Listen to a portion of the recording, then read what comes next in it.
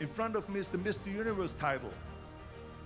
So every rep that I do gets me closer to accomplishing that goal, to make this goal, this vision turn into reality. Every single set that I do, every repetition, every weight that I lift will get me a step closer to turn this goal into reality. So I couldn't wait to do another 500-pound squat. I couldn't wait to do another 500-pound bench press. I couldn't wait to do another 2,000 reps of sit-ups. I couldn't wait for the next exercise, for the next half hour of posing and all the kind of things that you have to do to be a champion.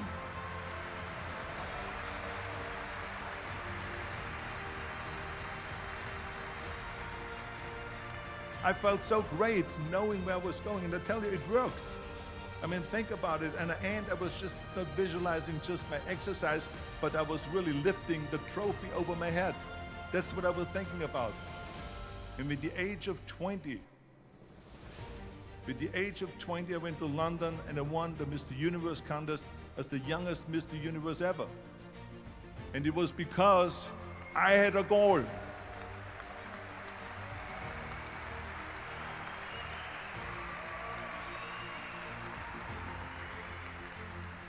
And this is no different than anything else, what I'm talking about. This is not just about bodybuilding. It was the same in acting. I remember when I was doing Conan the Barbarian. I was crawling on the rocks with a sword in my arm, crawling on all four. And of course, being that it's Conan, I didn't have clothes on or anything like that, right? So it was kind of, my knees were bare, my elbows were bare and everything else. I'm crawling on the rocks. So after 10 takes, my elbows were bleeding and my knees were bleeding. And the director came to me and he said, Arnold, I'm so sorry that you have to go through this, but we need one more take. A close-up of you crawling with the sword towards the camera. Can you handle one more take? And I said to him, I don't know what you're talking about. He says, I'm totally fine. He says, but you're bleeding. I said, because I don't feel it, because I can visualize what the scene will look like in a film. And I'm so excited about this scene.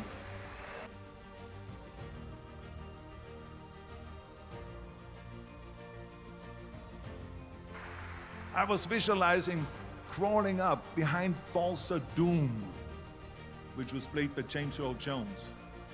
Crawling up behind Thulsa Doom with the sword slowly, and then rising up behind him and whack, cutting his head off. And the head spins in the air, slowly with blood all over the place, and slowly falls down the steps and rolls down the steps. And his body slowly falls sideways. That was what I was visualizing, and that was very important because he, in the movie, killed my parents, killed Conan's parents. And that was revenge. And he always said that flesh is stronger than steel. And I wanted to prove to him that no, steel is stronger than flesh. And so I had this in my mind. And so this is why it didn't matter if I had to do another 50 takes or 100 takes, no matter how much I bleed on my elbows or my knees. I saw that vision of the perfect scene, and it was an important scene, and I would do it over and over again until we got it.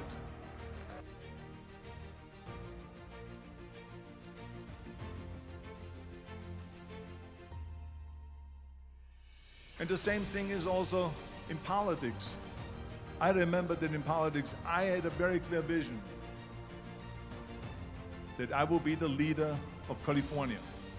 That's as far as I could go because I was not born in America, so I could not run for president. So being the governor of the fifth largest state,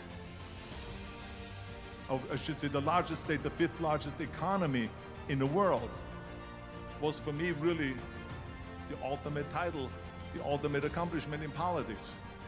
So even though people came up to me and says, why don't you go and run for something smaller, you're never gonna make it.